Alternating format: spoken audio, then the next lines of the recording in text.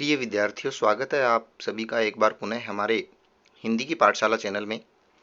कल हमने सूरदास के कुछ पद पढ़े थे। कक्षा 12 में लगता है अध्याय नंबर 2 भ्रमर गीत से लिए गए कुछ पद और सूरदास जी का जीवन परिचय। आइए अब उससे आगे की चर्चा कर लेते हैं। 2 पद हमने पढ़ लिए थे और आगे के पदों पर चर्चा कर लेते हैं।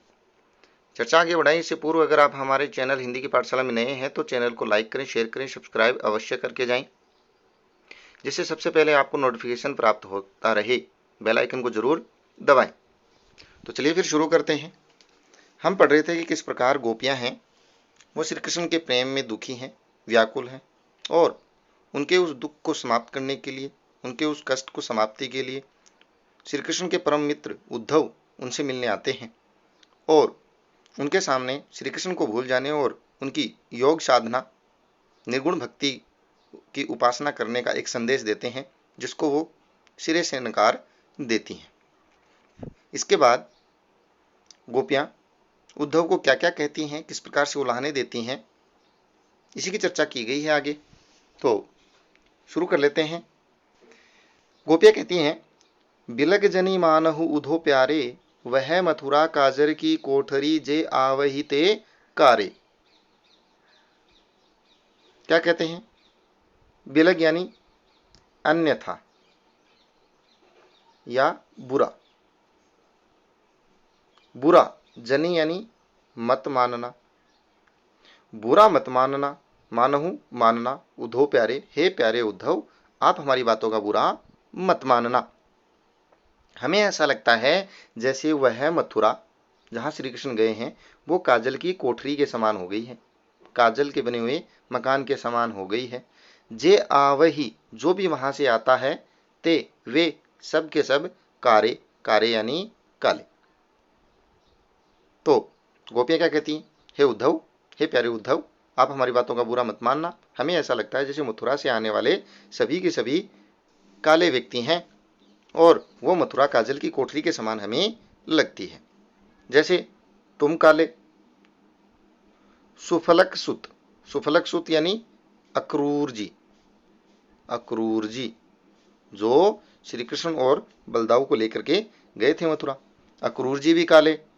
कारे मधुप भंवारे, भंवारे यानी भ्रमर, एक स्थान से दूसरे स्थान पर घूमने वाला, फूलों पर घूमने वाला। मधुप यानी मधु रस का पालन करने वाला। वैसे मधुप का अर्थ भी भ्रमर होता है, लेकिन यहाँ पर होगा मधु रस का पालन करने वाला भंवरा जो हमारे ऊपर मंडरा रहा है वो भी क्या है? काला है। तो तुम भी काले, अक्रूर जी काले और तुम स्वयं काले हो, साथ साथ में हमारे ऊपर घूमने वाला ये भ्रमर भी काला है।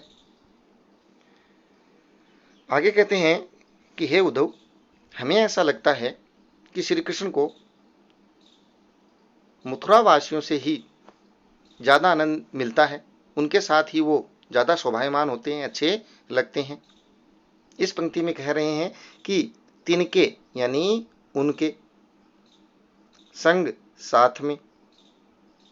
बहुत अच्छी पंक्ति आ रही है, इसको याद करिए ध्यान से। तिनके यानी उनके, संग यानी साथ में, अधिक छवि उपजत, अधिक छवि, छवि यानी सुंदरता, उपज यानी पैदा होना। श्री कृष्ण जी उनके अर्थात मथुरा वासियों के संग यानी साथ में अधिक सुंदर या शोभायमान लगते हैं। कमल नैन, कमल के समान नैनों वाले और मणि किसी कांति या सौंदर्य प्राप्त श्री कृष्ण, मणियारे मतलब मणि किसी सुंदरता वाले श्री कृष्ण जो कमल के समान आंखों वाले हैं, वो तिनके यानी उनके मथुरा वासियों के साथ ही अधिक छवि उपजत अर्थात शोभायमान होते हैं। उनको वहीं रहना शायद अच्छा लगता है, इसलिए वो हमें छोड़ करके वहां चले गए हैं। आगे गोपियां कहती हैं कि हे उद्धव ऐसा लगता है मथुरावासी सभी के सभी क्या हैं? कावले हैं, काले हैं, सांवले रंग के हैं। मानहु, मानो उत्प्रेक्षा अलंकार है, उत्प्रेक्षा अलंकार। मानहु नील माटते काढ़े, इन मथुरावासियों को नीले मटके से निकाला है, नीले रंग के मटके से निकाला है और उनको ले जा करके जमुना नदी यानी यमुना नदी में धोया है, धोया है। पखारे यानी धोना। इन मथुरावासियों को नीले मटके से निकाल करके यमुना नदी में जाकर के धोया है, इसलिए उनके गुण से, ता यानी उनके गुण से, श्याम, श्याम मतलब काली, श्याम यानी काली, भई, भई मतलब हो गई है, हो गई है। कालिंदी, कालिंदी यानी यमुना। अर्थात तुम्हारे सभी गुणों के कारण, अर्थात काले रंग के कारण यमुना नदी है वो भी क्या हो गई है, काली हो गई है। क्या करें, मानो ऐसा लगता है आप सभी को नीले मटके से निकाला है और जाकर के यमुना नदी में धोया है, इस कारण यमुना नदी भी क्या हो गई है, काली हो गई है। सूरदास जी कहते हैं कि गोपियों ने उद्धव को कहा कि हमारे श्री कृष्ण, श्याम यानी श्री कृष्ण, तो यहां श्याम का अर्थ है श्री कृष्ण, यहां श्याम का अर्थ है काला। तो हमारे श्री कृष्ण के तो गुण ही क्या हैं, न्यारे हैं। उनके तो क्या हैं, गुण ही न्यारे हैं। वो जिनके साथ रहते हैं उसको अपना ही रंग में रंग देते हैं। आशा है ये पद समझ में आ गया होगा। आगे चर्चा कर लेते हैं।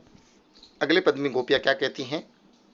जब गोपियों को यह समझाया गया उद्धव के द्वारा कि तुम योग साधना और उसकी उपासना करो, तो गोपियों ने अपने दुख को प्रकट करते हुए कहा कि हे उद्धव, हमारी जो आंखें हैं वो तो हरि दर्शन अर्थात श्री कृष्ण के दर्शन की प्यासी हैं और उसी से दुखी हैं, परेशान हैं, भूखी हैं। हमें उसके अलावा और कुछ दिखाई नहीं देता है, हम तो श्री कृष्ण के आने का मार्ग देख रही हैं। तो पहली पंक्ति से लेते हैं। गोपियां क्या कहती हैं, अखियां हरि दर्शन की भूखी। हे उद्धव, हमारी आंखें श्री कृष्ण के दर्शन की क्या हैं, भूखी हैं, प्यासी हैं या व्याकुल हैं। कैसे रहें, हमारी आंखें अब उनको देखे बिना कैसे रहें। हमारी आंखें तो रूप रस राची अर्थात श्री कृष्ण के रूप सौंदर्य, राची मतलब आनंदित, आनंदित, श्री कृष्ण के रूप सौंदर्य को देख करके आनंदित रहने वाली आंखें हैं। वो आंखें अब उनके बिना कैसे रहे, वो तो उनके दर्शन की भूखी हैं। और ऊपर से ये तुम्हारी बातें, बतियां यानी बातें सुन करके रूखी, नीरस, तुम्हारी ये नीरस बातें सुन करके हम बहुत ज्यादा व्याकुल हो गई हैं, बहुत ज्यादा परेशान और दुखी हो गई हैं, क्योंकि हम तो हमेशा श्री कृष्ण के सौंदर्य को देख करके आनंदित रहने वाली गोपिकाएं थी, उनके रूप सौंदर्य से ही हम खुश रहती थी। इसलिए हमारी आंखें तो श्री कृष्ण के दर्शन की भूखी हैं, व्याकुल हैं। गोपी आगे कहती हैं, अवधि गणत, अवधि यानी समय, गणत यानी गिनती थी। हम तो उनके आने का रास्ता देख रही थी। इक टक, एक टक, मग यानी रास्ता, मग यानी रास्ता, जोवत देखना, उनके आने का रास्ता देख रही थी और समय को गिन गिन करके निकाल रही थी। तब उस समय ऐती इतनी नहीं झुकी, झुकी मतलब दुखी या परेशान।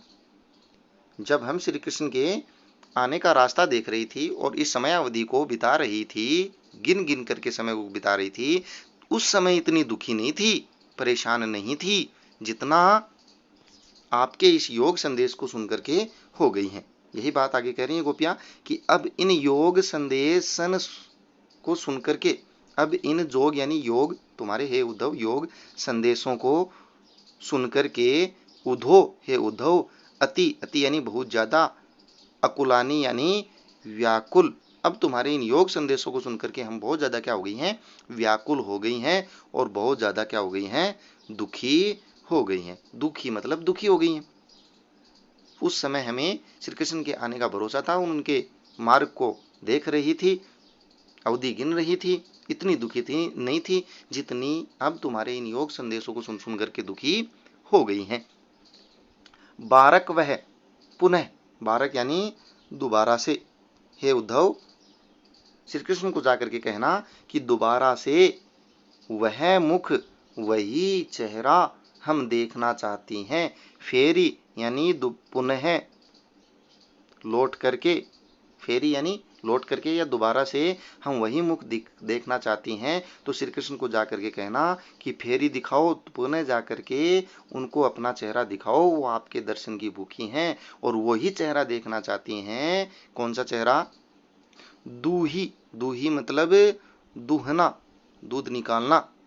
पय, पय यानी दूध, दूध, दूही मतलब दूहना, निकालना। पीवत, पीना। पतूखी, पतूखी होता है एक प्रकार का दोना, दोना मतलब पत्तों का दोना।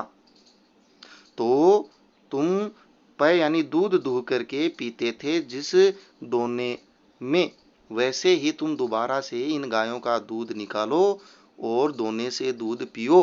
वो दूध पिया हुआ चेहरा हम पुनः आपका देखना चाहती हैं। गोपियां आगे कहती हैं कि सिकत, सिकत यानी रेत। सूरदास जी कहते हैं कि गोपियों ने कहा, हे उद्धव, हमारा हृदय तो अब सूखी रेत के समान हो गया है। हठी, हठी यानी जानबूझ करके, जानबूझ करके या हट करके। नाव चलायो, चलाना चाहते हो तुम हमारे सूखे हृदय में ये योग संदेश का पाठ पढ़ा करके मानो रेतीली सरिता यानी नाव में, सॉरी, रेतीली सरिता यानी नदी में, तुम रेत की नदी में जानबूझ करके क्या चलाना चाहते हो? नाव चलाना चाहते हो। जबकि ये सरिता अर्थात ये नदी तो क्या हो गई है? सूख चुकी है। अर्थात हमारा हृदय श्री कृष्ण के बिना बहुत दुखी और परेशान हो गया है। हमारे हृदय में अब किस प्रकार की भावनाएं नहीं पनप सकती। तुम जानबूझ करके यह योग संदेश हमारे हृदय में प्रवेश दिलाना चाहते हो। ये तो वही बात हो गई जैसे सूखी रेत वाली नदी में जानबूझ करके क्या चलाना चाहते हो? नाव चलाना चाहते हो। तो ये सरिता, ये नदी सूखी है, इसमें अब नाव नहीं चल सकती। अर्थात कोई नया संदेश योग का हमारे हृदय में प्रवेश नहीं कर सकता। हम तो श्री कृष्ण के दर्शन की भूखी और प्यासी दुखी गोपियां हैं। आगे उद्धव कहते हैं, उद्धव को सॉरी गोपियां कहती हैं, क्या कहती हैं कि हे उद्धव, तुम ये जो निर्गुण निर्गुण अपने योग संदेश में जो निर्गुण ब्रह्म की बात कर रहे हो, ये जो निर्गुण है ये कौन है? ये निर्गुण जो है ये कौन से देश में निवास करते हैं? हमारे श्री कृष्ण तो हमारे साथ रहे थे, ब्रज में रहे थे। अब किस प्रकार से देखो अपने वाक चातुर्य से उद्धव को उलाहना देती हुई बता रही हैं कि ये जो निर्गुण ब्रह्म जो आपके हैं ये कौन से देश में रहते हैं? वासी मतलब निवास करने वाले हैं। मधुकर, हे उद्धव, मधुव मधुकर मतलब उद्धव, हे मधुकर, हंसी ये कोई हंसी नहीं है, अर्थात मजाक नहीं है। समझाए, हमें समझाओ। हे उद्धव, हम हंसी नहीं कर रही हैं, मजाक नहीं कर रही हैं, हमें समझाओ कि ये निर्गुण ब्रह्म कौन से देश का निवासी है। सौह दे, सौगंध देती हैं, सौह यानी सौगंध दे देती हैं। बूझती, हम आपसे पूछ रही हैं, साच सच में न हंसी, ये कोई हंसी नहीं है, ये कोई मजाक नहीं है, आप हंसो मत, हमें समझाओ। आपको सौगंध देती हैं और पूछती हैं कि निर्गुण कौन से देश में निवास करता है। को जनक, कौन तो इसके जन्मदाता हैं। जनक यानी पिताजी कौन है। जननी, माता को कहिए, इनकी माता को क्या कहते हैं, क्या नाम है इनकी माता का? किसकी माता का? इस निर्गुण ब्रह्म की माता का क्या नाम है? कौन नारी, कौन इसकी पत्नी है। को दासी, कौन इसकी दासी है। कैसो बरन, कैसे रंग के हैं ये। भेष है कैसो, कैसी वेशभूषा पहनते हैं ये। के ही रस के अभिलाषी, कौन से रस अर्थात आनंद में खुश रहते हैं। अभिलाषा यानी इच्छा रखते हैं। कौन से आनंद की, कौन से आनंद की क्या रखते हैं? अभिलाषा रखते हैं, इच्छा रखते हैं। आपके ये निर्गुण ब्रह्म कैसा रंग है, कैसा भेष है और कैसे वो खुश होते हैं, आप हमें बताइए। पावेगो पुनि कियो आपनो जोरे, कहेगो गांसी, गांसी यानी कपट वाली बात। कहेगो कहेगा, जो आपसे या मुझसे कपट की बात कहेगा वो पावेगा, अपने कर्मों का फल पाएगा पुनः दोबारा से। क्यों आपनो जोरे, आप जो हमारे साथ करोगे या आप जो हमें कहोगे, अगर कोई भी कपटपूर्ण बात, तो आप अपने कर्मों को पाओगे, उसका फल भी पाओगे। इसलिए हमसे क्या कहो, सच सच कहो। सुनत मौन हुए रहो। ऐसी गोपियों की बातें सुनकर के, ऐसी ऐसी बातें सुनकर के मौन रह गया। ठग्यो सो, मानो किसी ने उसको ठग लिया हो। अर्थात उद्धव गोपियों की ऐसी बातें सुनकर के बिल्कुल चुप रह गया, मौन रह गया, मानो किसी ने उसको ठग लिया। सूरदास जी कहते हैं कि मानो उद्धव की ऐसी हालत हो गई जैसे उसकी सब मति, मति यानी बुद्धि, उनकी सभी बुद्धि का क्या हो गया, नाश हो गया। मानो किसी ने उसकी सारे ज्ञान का हरण कर लिया। गोपियों की ऐसी बातें सुनकर के उद्धव क्या हो गए, मौन हो गए, चुपचाप हो गए, मानो उद्धव के सारे ज्ञान को किसी ने नष्ट कर दिया। आशा है ये पद भी समझ आया होगा। चलिए फिर आगे बढ़ते हैं। कोई बात पूछनी हो तो कमेंट बॉक्स में कमेंट अवश्य करें। आपके कमेंट का हमें इंतजार रहेगा। बिल्कुल बताएं ये कैसा वीडियो लग रहा है। अंतिम पद है, बहुत ही अच्छा पद है। क्या कह रहे हैं, बिन गोपाल बैरिन भई कुंजे। कुंज यानी पेड़ों के झुरमुट, जो यमुना नदी के किनारे गोपियां श्री कृष्ण के साथ विहार करती थी, घूमती थी, भ्रमण करती थी, गाय चराती थी। ये कुंजे, ये पेड़ों के झुरमुट बिना गोपाल अर्थात श्री कृष्ण के बैरिन हो गई हैं, दुश्मन हो गई हैं। बिना श्री कृष्ण के ये कुंज, ये पेड़ पौधे जो श्री कृष्ण के समय बहुत अच्छे लगते थे, आनंद देते थे, ये क्या हो गए हैं, हमारे लिए दुश्मन हो गए हैं। तब उस समय ये लता, ये बेलें, ये लताएं अति शीतल क्या लगती थी, बहुत ही ठंडी लगती थी, बहुत ही आनंद देती थी। क्या देती थी, आनंद देती थी। अब बिना श्री कृष्ण के भई हो गई हैं विषम, विपरीत, विषैली, भयंकर, ज्वाल, आग की, पुंजे यानी समूह, पुंजे यानी समूह। ये लताएं जो पहले बहुत शीतल होती थी, बहुत ठंडी देती थी, इनकी छायाएं हमें, वो अब बिना श्री कृष्ण के भयंकर क्या हो गई हैं, आग की समूह हो गई हैं। वृथा बहती यमुना, श्री कृष्ण के बिना हमेशा लगता है जैसे व्यर्थ में बहती है ये यमुना, इसका कोई बहने का कारण नहीं है। खग बोलत, ये जो पक्षी बोलते हैं ये भी व्यर्थ में बोल रहे हैं।